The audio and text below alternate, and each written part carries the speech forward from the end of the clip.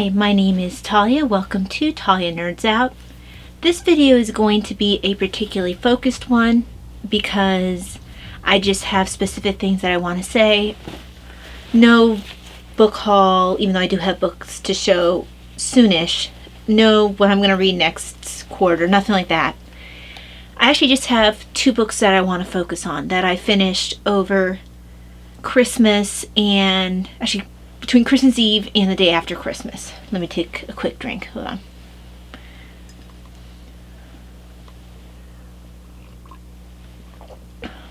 So, like I said, I finished two books. The first one that I finished was a library book, and hopefully I will remember to place a picture of that here. I borrowed the book via Libby, so I do not have a physical form to show you, but the book is called, I'm just glancing at the notes down here, When Books Went to War, The Stories That Helped Us Win World War II. And the author is Molly Guptill Manning. I finished this book in less than 24 hours. I started early on Christmas Eve and I finished it probably about 9, maybe, well, I don't even think it was that late. It was in the evening on the same day. So this was a very quick read for me. I don't have on me how many pages it was. It was 200 some pages.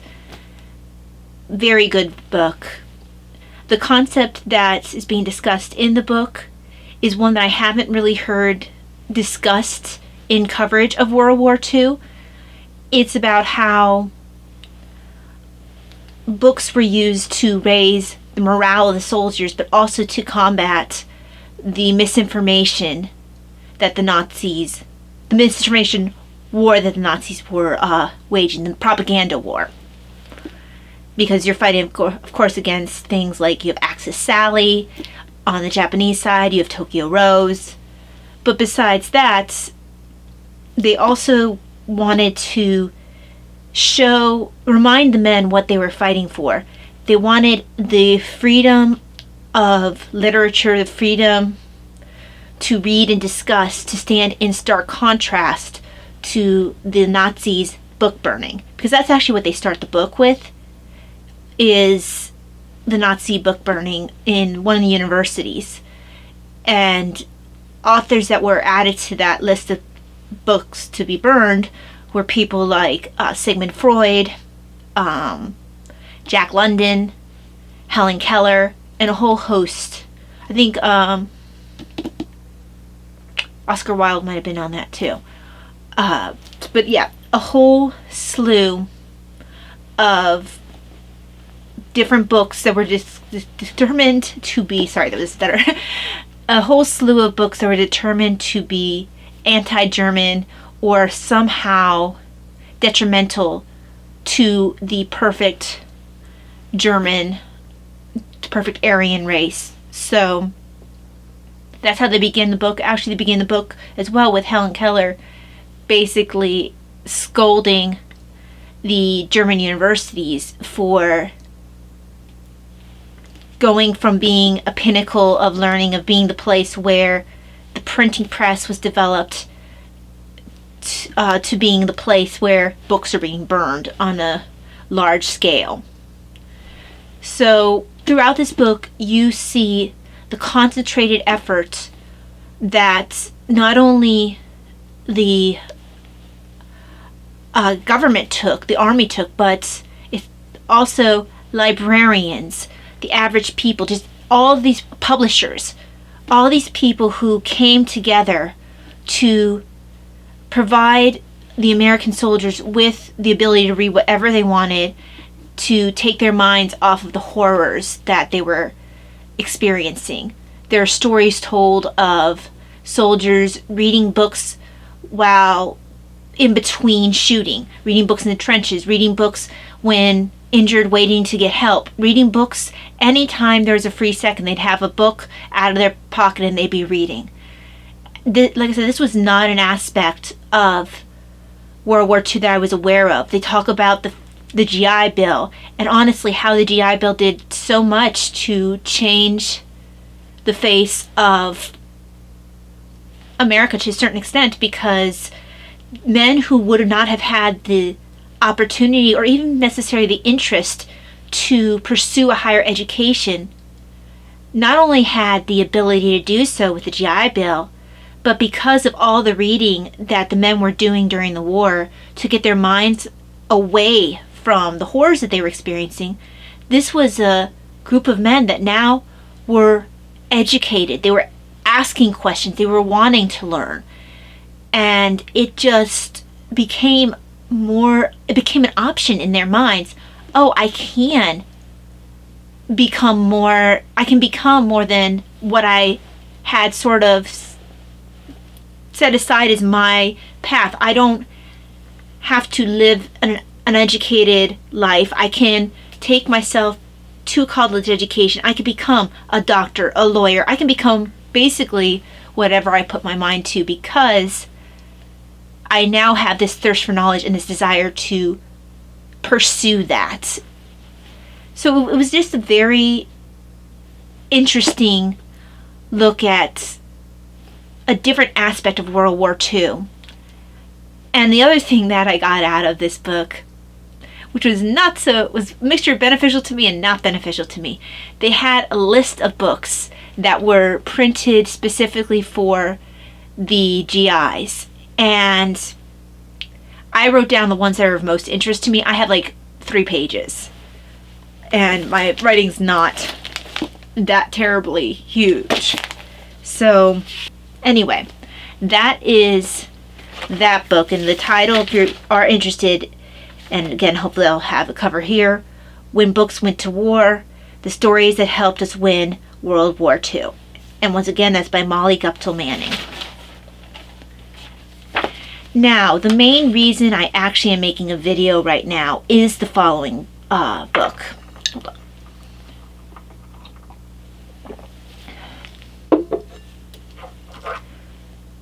So I finally finished, after about a month of reading it, I finally finished Mouse. And this book is absolutely excellent. It fully lived up to everything that I was told and beyond.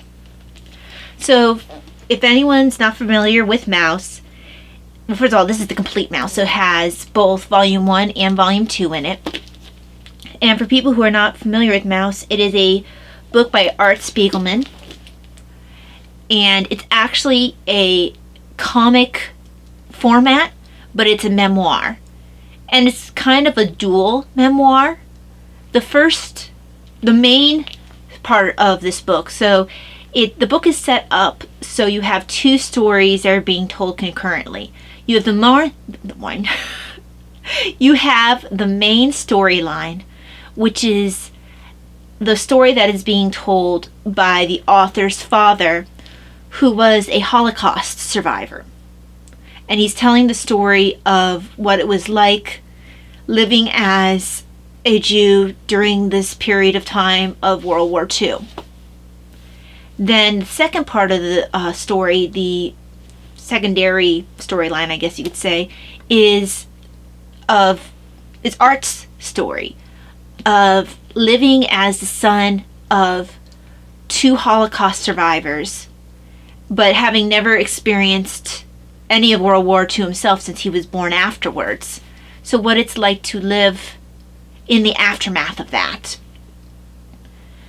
And it deals with the stress of the family relationships, just deals with all that can happen, like I said, in the aftermath. So those are the main 2 storylines. This book is a Pulitzer Prize winner. It's always highly, highly rated.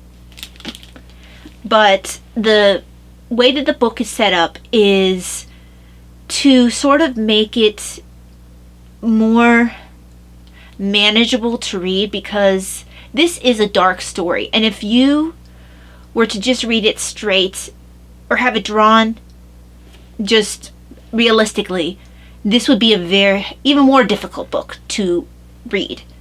So it is softened to an extent by having the people represented by animals. So he represents the Jewish people as mice, the Germans are cats, the Polish people are pigs. That's the animals that represents them. And the Americans are represented by dogs. Oh, French are represented by frogs. So those are the animals that he's chosen to represent the various different nationalities that are in this particular memoir. And he uses this idea, this representation, quite well to go and tell the story that he wants to tell.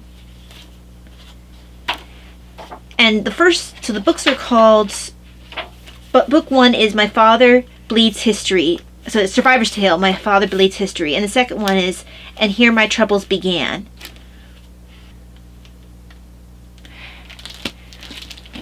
So the art style plays a big part in the storytelling. It's a black and white, and it is a very emotional way of drawing. It's based off of the perception of the characters, and it's also drawn in such a way to get specific ideas across. So, for example, you have a picture right here where the author's father feels like it's almost like anyone can see that he's a Jew now because of the star he has on his chest, but he feels like he almost has it tattooed on his forehead. So the star is just, it's almost like a spotlight on him. That's one way he's giving you an idea of how the character feels beyond what the words that are on the page that the character says or that's used for the narration. There's some dark things including death of children, that are represented, and people being hung and things like that, that if we saw this as humans and not as animals, it would be unbearable to read. And also, if these were realistic animals, it would possibly be very, very difficult to read. Not as if we were seeing like the Holocaust pictures, but both of those things would be much more difficult than reading the same horrible Holocaust story, but in very much of a cartoon style, anthropomorphic animal. So, anthropomorphic mouse, cat, whatever. And for most of the story, he does have the characters represented by the animals. There's only one point where he goes away from this, and he uses this only at the one time, which increases the emotion of this particular section and makes it clear how personal it is. And this section, it's a very emotion heavy section. The drawing feels emotional, it's dark, it's heavy, and it's the only section where the characters are represented by people the way they are in real life. So it makes it stand out, even in a story where there is already death and horrors. It makes a point of how personal that particular part of the story is for the author and how scarring.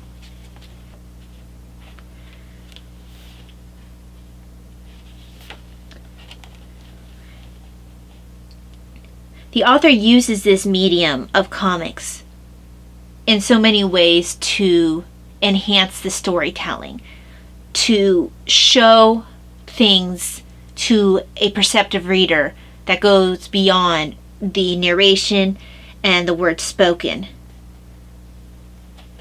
one of the things that that always caught my attention when they would do it is when the author's father was trying to pass as not being Jewish, so as to go places where he wasn't supposed to as a Jew, or to go from one area of safety through a danger zone to another area of safety, or safe as things got during that period of time. One hiding place to another hiding place. But when he was out and about, you would see him, normally he looks like a mouse, but he would put on a pig mask when he was trying to pass as someone who was Polish but not Jewish.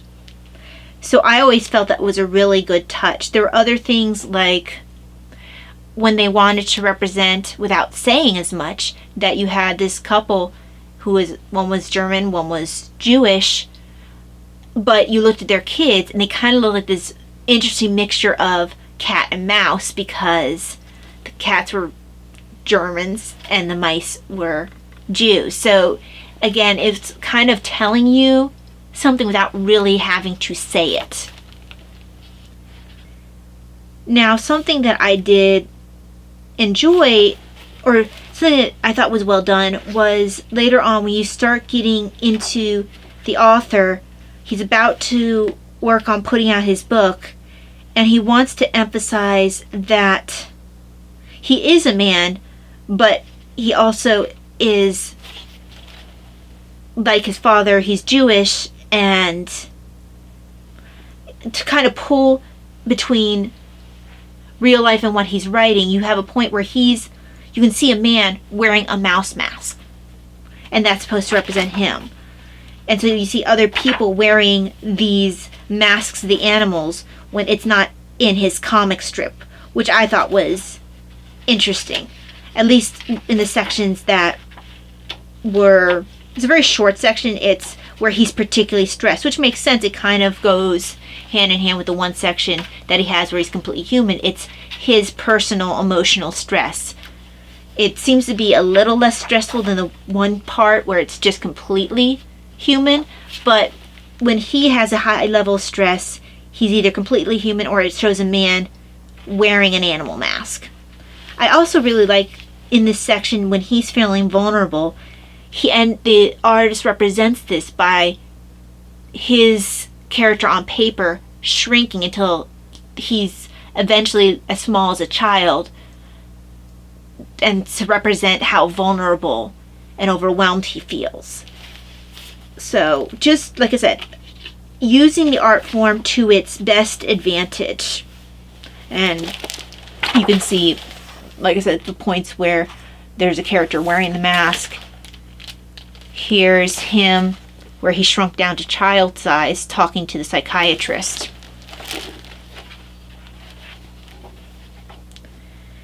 I should find a section where the dad is wearing a pig mask while he's still a mouse. But the artwork here is absolutely brilliant. It's used to the best possible advantage. I'd like to find one of the ones where he's wearing a pig mask, but that might not be... Well, actually, here we go. It's actually a couple of guys doing it. So you can see right here, there's a couple of mice wearing the pig masks to sort of disguise themselves for their own safety.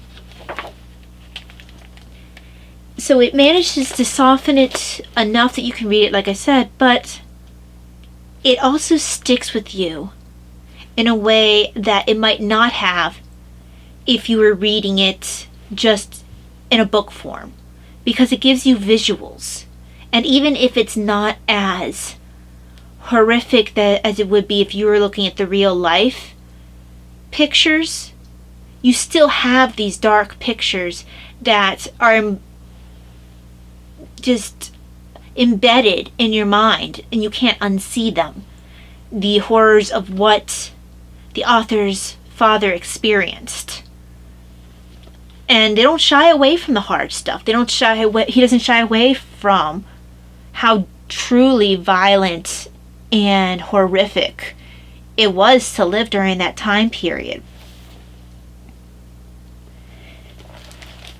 So this book I would consider a must-read for anyone who is interested in World War II, to anyone who's interested in using the comic medium to its best advantage in storytelling, because this really is a masterclass in using every possible tool at your command, at hand to tell the story that you have to tell, especially when it's this kind of story.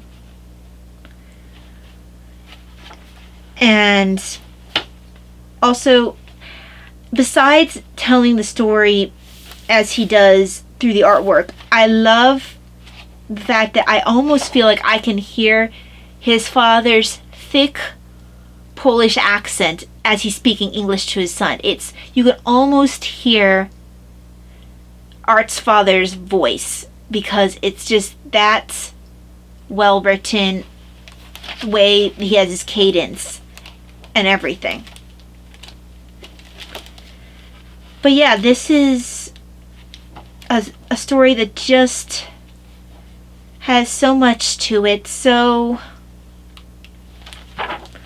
much heart, so much meaning. This really is a story that needed to be told. I'm glad that the author sat down with his father and wrote down everything before his father passed, because there are stories that are so personal.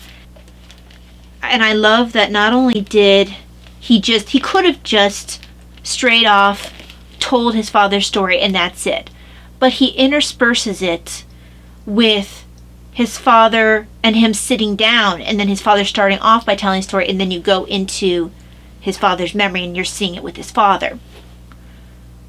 But that's the beginning of him giving an idea of what it looks like after you survive that war. And then when you get to his own chapter, you're able to focus, or his own book, you get to focus more on how it affects the son personally.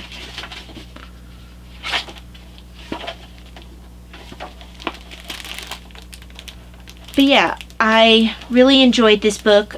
I'm glad that I took the recommendation both from someone who watched my video, one of my comic videos way back when, and then as well, and then the suggestion of my dad to read Mouse. This isn't one that I would see myself, reading over and over and over again, like back-to-back readings, or like even once a year readings, just because it is a very dark story. There were points, I can think of one specific point where I actually glanced away at, not even glanced away, that I flinched away, because what was depicted, even with the animals, it was a child being killed. But with the animals, it was, it wasn't done it wasn't done in such a way that it was distasteful. It was done in a way that got the point across, but it made it also clear that this was a very violent thing without being gratuitous about it.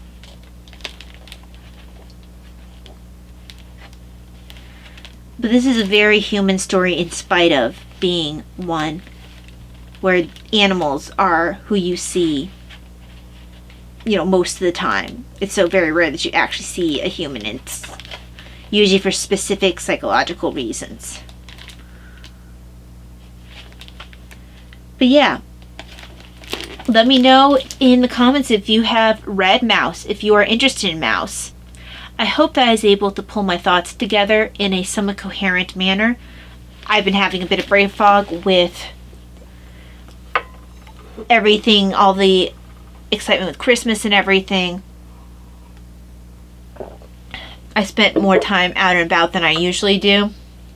So, with rain and stuff on top of that, it has taken brain power away. So I hope that was somewhat coherent. And I really can't do more than show occasional things to give you an idea of how good the storytelling is here. You really do have to see it to fully understand. Because, like I said, I'm sure that there are things that I didn't even fully absorb about how this author has used his particular chosen method of telling the story, how he used that to tell a deeper story, a more impactful story that would stick with you. So, yeah, I highly recommend reading this to truly appreciate the brilliance that is Mouse. This absolutely deserved any and all prizes that it won. I mean, I know at least it won the Pulitzer Prize. I don't know if it won anything else, but anything that it won, it is highly deserving of it. So thank you very much for joining me today for Talia Nerds Out. Hope that if you get the chance, you pick up either of these books, either When Books Went to War, the stories that helped us win World War II, or if not that, read Mouse. It's highly worth it. Could not recommend this enough. This is just really amazing. But don't expect this to be like a superhero story. The only thing in common it has with a superhero, like traditional Marvel, DC comic kind of thing, the only thing that it shares in common is the comic book format. In every other way, this is a memoir, nonfiction. It just makes use of the artistic comic format to better tell its story. So, thank you very much for joining me. I will see you next when I see you, whenever that might be. Who knows when this video go up? Hopefully it'll be before the new year. If not, I will see you in the new year. Have a blessed night, day, whatever it is for you, and so long. God bless.